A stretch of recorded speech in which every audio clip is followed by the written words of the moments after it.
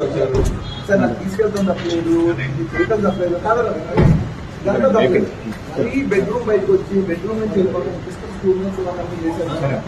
అది ఇది మీకు తప్పకుండా చెప్తున్నా, మంచి విషయం కాదు. రాని నా దగ్గర ఉండాలి గుడ్డైనా కాదు.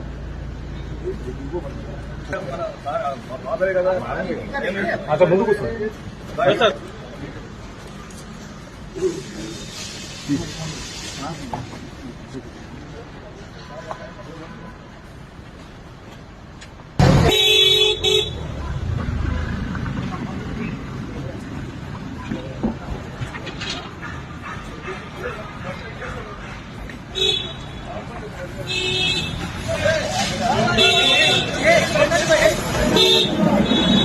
ಹಾಯ್ ಹಲೋ ನಮಸ್ಕಾರ, ನಾನು ನಿಮ್ಮ ಯುವ ಪಡುಕೋಣೆ.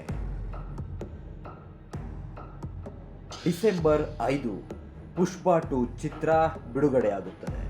ಬಿಡುಗಡೆಯಾದ ಒಂದು ವಾರದ ಒಳಗೆ 1000 ಕೋಟಿ ಕ್ಲಬ್ ಕೂಡ ಸೇರುತ್ತೆ ಪುಷ್ಪ 2. ಆದರೆ ಈಗ ಪುಷ್ಪ 2 ಚಿತ್ರ ತಂಡಕ್ಕೆ ಆತಂಕ ಎದುರಾಗಿದೆ. ಹೌದು, ಸಕ್ಸಸ್ನ ಸಂಭ್ರಮದಲ್ಲಿರುವಂತಹ ನಟ ಅಲ್ಲು ಅರ್ಜುನ್ ರವರನ್ನ ಹೈದರಾಬಾದಿನ ಚಿಕ್ಕಡಪಲ್ಲಿ ಪೊಲೀಸರು ಬಂಧಿಸಿದ್ದಾರೆ. సార్ నాకు తీసుకెళ్తాం తప్పలేదు, చేయటం తప్పలేదు కాదు. దాంట్లో తప్పలేదు.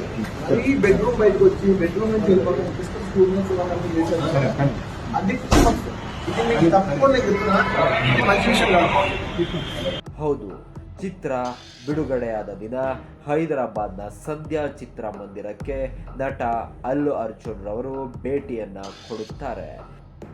ಆ ಒಂದು ಸಂದರ್ಭದಲ್ಲಿ ಅಭಿಮಾನಿಗಳ ನೂಕು ನುಗ್ಗಲು ಅತೀವವಾಗಿ ಇದ್ದುದರಿಂದ ಆ ಸಂದರ್ಭದಲ್ಲಿ ತುಳಿತಕ್ಕೆ ಸಿಲುಕಿ ಮಹಿಳೆಯೊಬ್ಬರು ಮೃತಪಟ್ಟಿರುತ್ತಾರೆ.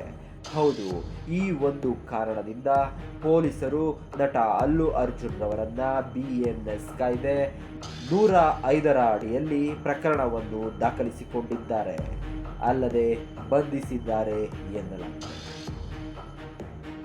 ಇಂದು ನಟ ಅಲ್ಲು ಅರ್ಜುನ್ ರವರನ್ನ ಬಂಧಿಸಿರುವಂತಹ ಮಾಹಿತಿಯನ್ನ ಕುರಿತು ಹೈದರಾಬಾದ್ನ ಪೊಲೀಸ್ ಕಮಿಷನರ್ CV ಆನಂದ್ ರವರು ಕೂಡ ಈ ರೀತಿಯಾಗಿ ಪ್ರತಿಕ್ರಿಯೆಯನ್ನು ನೀಡಿದ್ದಾರೆ.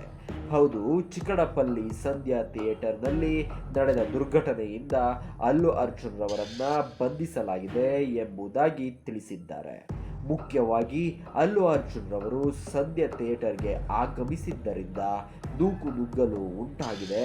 ಅದೇ ಕಾರಣಕ್ಕೆ ಮಹಿಳೆ ತುಳಿತದಿಂದ ಸಾವನ್ನಪ್ಪಿದ್ದಾರೆ ಎಂಬುದಾಗಿ ತಿಳಿಸಿದ್ದಾರೆ.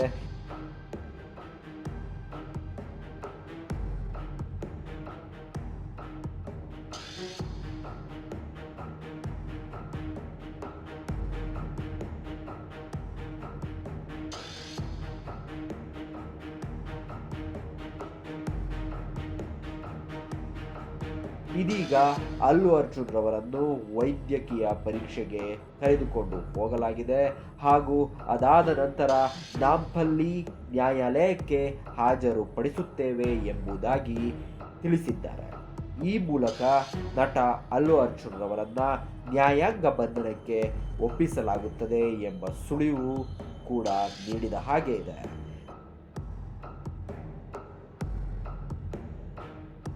ಸದ್ಯಕ್ಕೆ ಕೇಳಿ ಬಂದಿರುವ ಮಾಹಿತಿಯ ಪ್ರಕಾರ 14 ದಿನಗಳ ಕಾಲ ನ್ಯಾಯಾಂಗ ಬಂಧನಕ್ಕೆ ಒಪ್ಪಿಸಲಾಗಬಹುದು, ಇಲ್ಲವಾದಲ್ಲಿ ಒಂದೇ ದಿನಕ್ಕೆ ಜಾಮೀನು ಕೂಡ ಆಗಬಹುದು ಎನ್ನಲಾಗಿದೆ. ಇದಿಷ್ಟು ಸದ್ಯದ ಸಂದರ್ಭದ ಮಾಹಿತಿಯಾಗಿದೆ. ಅಲ್ಲದೆ ಈ ಹಿಂದೆ ಅಲ್ಲು ಅರ್ಜುನ್ ರವರು ಮೃತರ ಕುಟುಂಬಕ್ಕೆ 25 ಲಕ್ಷ ರೂಪಾಯಿ ಕೊಡುವುದಾಗಿ ಕೂಡ ಒಪ್ಪಿಕೊಂಡಿದ್ದಾರೆ. ಏನೇ ಆದರೂ ಹೋದ ಜೀವ ಮತ್ತೆ ಬರುತ್ತಾ ಹೇಳಿ, ಇಲ್ಲಿ ಅವರದ್ದೇ ತಪ್ಪು ಇವರದ್ದೇ ತಪ್ಪು ಎಂದು ನೇರವಾಗಿ ಹೇಳಲು ಕಷ್ಟ ಸಾಧ್ಯ. ಅಭಿಮಾನಿಗಳ ಪ್ರೀತಿಗೆ ಅಭಿಮಾನ ತೋರುವ ಭರದಲ್ಲಿ ಒಬ್ಬ ಅಭಿಮಾನಿಯ ಜೀವವೇ ಹೋದದ್ದು ನಿಜಕ್ಕೂ ಖಂಡನೀಯ. ನಮ್ಮ ಕಲಾವಿದರಿಗೂ ಹಾಗೂ ಮೃತ ಮಹಿಳೆಯ ಕುಟುಂಬಕ್ಕೂ ನ್ಯಾಯ ಸಿಗಲಿ ಎನ್ನುವುದೇ ನಮ್ಮ ಆಶಯ. ಮತ್ತೆ ಸಿಗ್ತೀನಿ ಇನ್ನೊಂದು ಕುತೂಹಲಕಾರಿ ಘಟನೆಯೊಂದಿಗೆ. ನಿಮ್ಮ ಯುವ ಪಡುಕೋಣೆ. ಸಬ್ಸ್ಕ್ರೈಬ್ ಮಾಡೋದನ್ನ ಮರಿಬೇಡಿ. Thank you.